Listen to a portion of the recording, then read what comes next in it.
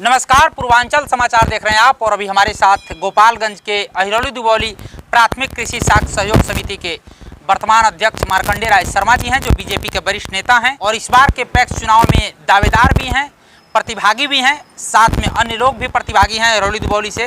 लेकिन आज इनसे हम कुछ अहम मुद्दों को लेकर के बातचीत करेंगे, इनसे जानेंगे कि आखिर पैक्स होता क्या है, पैक्स प्रबंधन के अंतर्गत क्या कुछ काम आते हैं, जनता के हित में पैक्स जो प्रबंधन होता है या क्या कुछ करता है, किसानों के लिए कितना मददगार साबित होता है। सबसे पहले इनसे बात करते हैं। स्वागत है सर आपका। नमस्कार।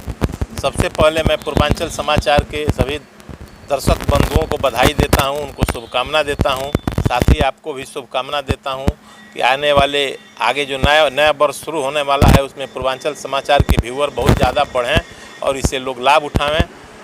सबसे पहले हम जानना चाहेंगे कि अभी आप वर्तमान में और जो पैक्स प्रबंधन समिति के लिए अध्यक्ष पद का चुनाव लड़ रहे हैं, दावेदारी आपने भरा है, किसानों के हित में अभी तक आपने क्या कुछ काम किया है या फिर जो कि किसानों से जुड़े अहम मुद्दे होते हैं, किसानों की समस्याएं होती हैं, उनके निराकरण के लिए क्या कुछ काम किया है आपने? सबसे पहले तो हम इस चैनल के माध्यम से यह बताना चाहेंगे कि यह जो चुनाव है यह प्राथमिक कृषि साख सहयोग समिति लिमिटेड का चुनाव है जी।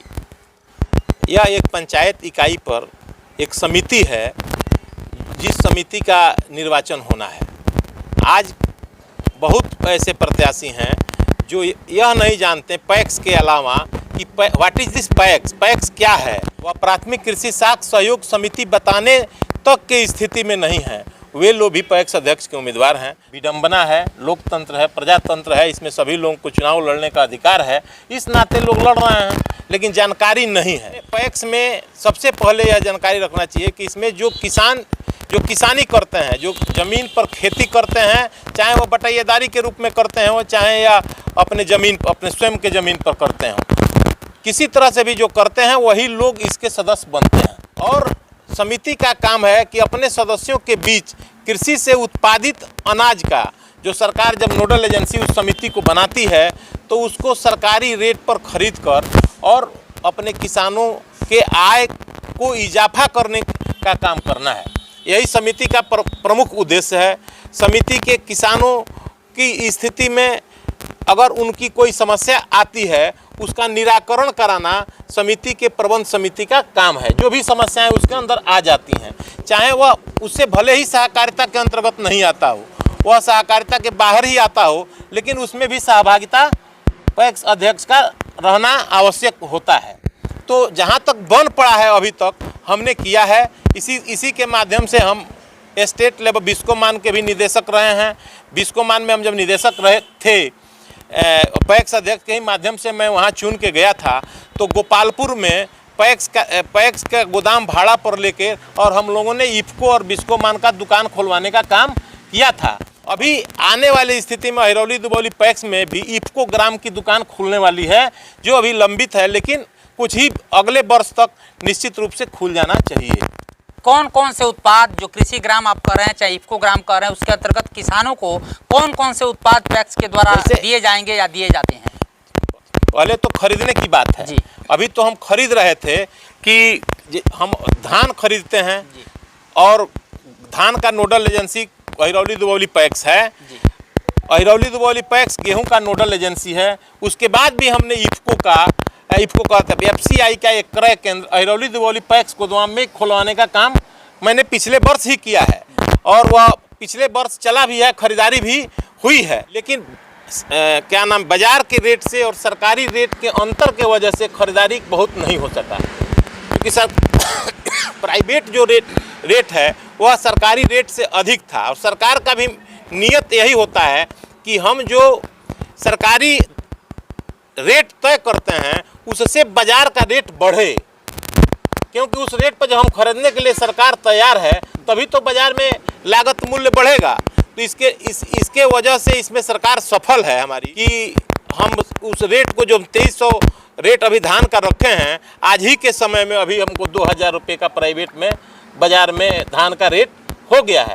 लगता है कि जनवरी तक यह 23 पार भी न कर जाए, तो इससे हमको सरकार को किसानों का जो लाभ देना है वह सीधा लाभ किसानों को मिल रहा है। कई प्रकार के आरोप भी आप पर विरोधी कहें या अन्य लोग जो कहें लगाते हैं कि अगर धान गेहूं की खरीद होती है, जैसा कि अपने ज़िले का सासा मूसा प्रमुख चीनी मिल था बंद हो गया, गन्ना के किसान भी मुख मोड़ लिए गन्ना की खेती करने से, जो लोग करते हैं उन लोगों का कहना है कि गन्ना भी पैक्स में लिया जाना चाहिए। इस पर क्या कहिएगा? हम लोग भी चाहते हैं कि जो सहकारी समिति हमारा पैक्स है जी, अगर गन्ना भी खरीदने की नोडल एजेंसी सरकार बनाती है तो हम तैयार हैं कि हम भी गन्ना का क्रय करके और शुगर फैक्ट्री को देने का काम करेंगे। लेकिन पहले से जो व्यवस्था चल रही है कि एक केन यूनियन होता है, केन यूनियन अपने यहाँ जलालपुर है और जलालपुर का मैं पिछले समय में सेक्रेटरी था। सेक्रेटरी सब जब सेक्रेटरी था, अभी अवकर्मित है, चुनाव होने वाला है, उसका भी ड्यू समय पूरा हुआ है, पैक्स चुनाव के बाद उसका भी चुनाव होने वाला है।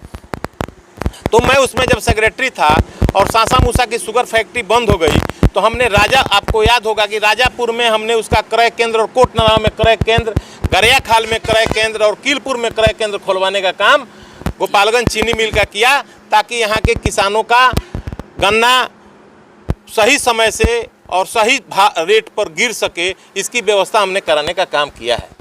बिहार का सबसे बड़ा प्रखंड कुचायकोट और कुचायकोट का सीमावर्ती किनारे का एक पंचायत अहिरौली दुबौली, जिसकी सीमा उत्तर प्रदेश से लगती है।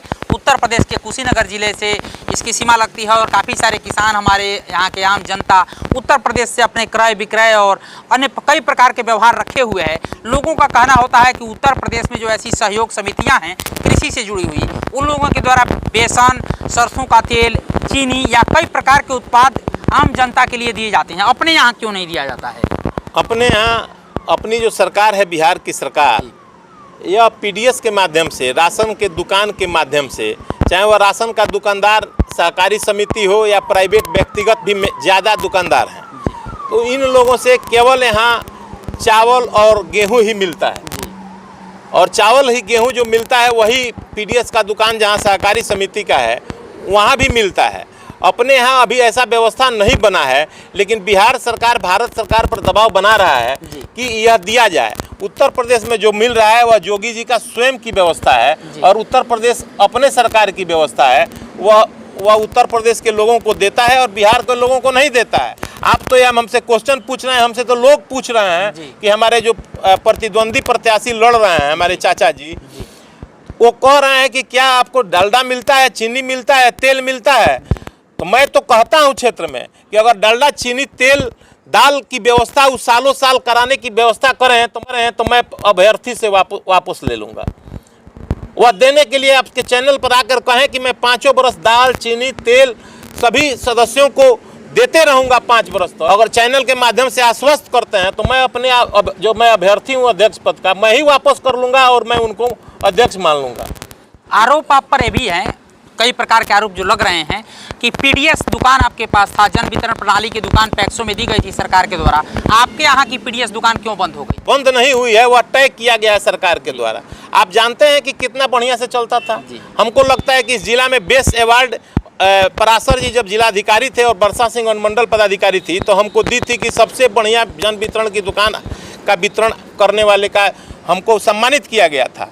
लेकिन यही लोग मिल के रोज हमारे ऊपर आवेदन देते थे, कंप्लेन करते थे। इस कारण हम लोग चुनाव के मद्देनज़र दुकान को नंदलाल राय के साथ टैग हो गया है। जो भी सामान मिलता है नंदलाल राय को मिलता है, उनके द्वारा उसका वितरण होता है। मैं निश्चित रूप से आपको आश्वस्त करूंगा कि हम चुनाव जीतेंगे। इसके बाद हमारी पीडीएस की दुकान भी खुलेगी और सुचारू रूप से चलेगी भी। जो सरकार द्वारा चावल और गेहूं मिलता है वह 100% बिना कटौती का मिलने का काम करेगा, मैं वादा करता हूं आपसे। हमारे चैनल के माध्यम से अपने पंचायत के क्षेत्रवासियों से क्या कुछ अपील करना चाहेंगे?